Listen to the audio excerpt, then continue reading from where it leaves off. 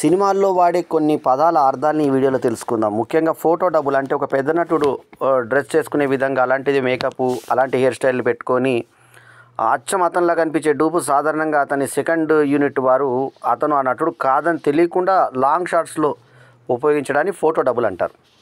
అట్లాగే picture is up అంటే crew సభ్యులందరూ రిహార్సల్స్ కెమెరాలు లైట్లు సెటప్ పూర్తయిందని నటినట్లు తమ స్థానాల్లో ఉన్నారని టేక్కి అంతా సిద్ధమని ఫస్ట్ అసిస్టెంట్ డైరెక్టర్ చెప్పే మాట ఏంటంటే పిక్చర్ ఈజ్ అప్.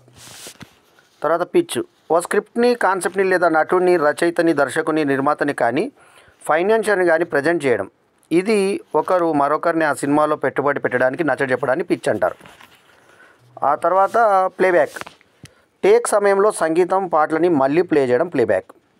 అట్లాగే పాప్ అంటే కెమెరా సెటప్ సమయానికి తక్కువ తీసుకొని ఆ దృశ్యంలోని ఓ భాగం తేడా నటుడి నటనలోని తక్కువ భాగాన్ని చిత్రీకరించడం.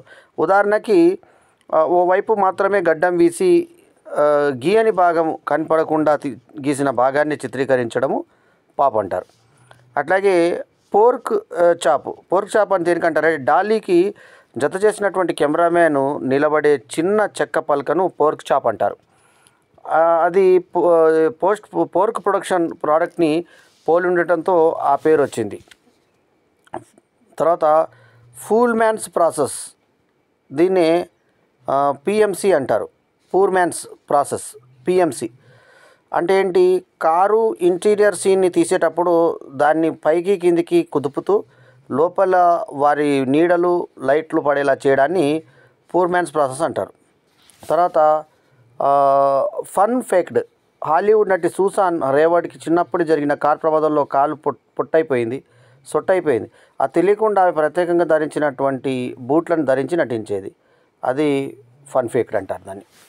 అట్లాగే పోస్ట్ ప్రొడక్షన్ చిత్రీకరణ మొత్తం పూర్తయ్యాక సినిమా తయారీకి జరిగేటువంటి పని ఎడిటింగు, రీరికార్డింగు, తర్వాత ఆడియో విజువల్ ఎడిటింగు, తర్వాత ప్యాకేజింగు, పంపిణీ మొదలైనవన్నీ పోస్ట్ ప్రొడక్షన్ కిందకి వస్తాయి. పోస్ట్ సింక్రనైజేషన్ చిత్రీకరణ తర్వాత వాయిస్ డబ్బింగు, సంగీతము, సౌండ్ ఎఫెక్ట్ మొదలైనవన్నీ బొమ్మలకి శబ్దాన్ని జత చేయడాన్ని ఇది డైరెక్ట్ సౌండ్కి వ్యతిరేకం. సో దీన్ని పోస్ట్ సింక్రనైజేషన్ అంటారు. పిఓఏ పాయింట్ ఆఫ్ వ్యూ షాట్లోని పాత్ర చూసేది. అతను మరో నటుడి వంక చూడొచ్చు, తల తిప్పి గోడ కడియారం వంక చూడొచ్చు. ఇదంతా దీని కిందకి వస్తుంది. దీన్ని పిఓవి అంటారు, పాయింట్ ఆఫ్ వ్యూ. తర్వాత ప్రాక్టికల్ అంటే సెట్ మీద పనిచేసేటువంటి కిచెన్ సింక్, టేబుల్, ల్యాంపు వంటి వస్తువు ప్రాక్టికల్ అంటారు. తర్వాత ప్రింట్ దర్శకుడు ప్రింట్ అని చెబితే ఆ భాగాన్ని ఫిలిం ల్యాబ్లో ప్రాసెసింగ్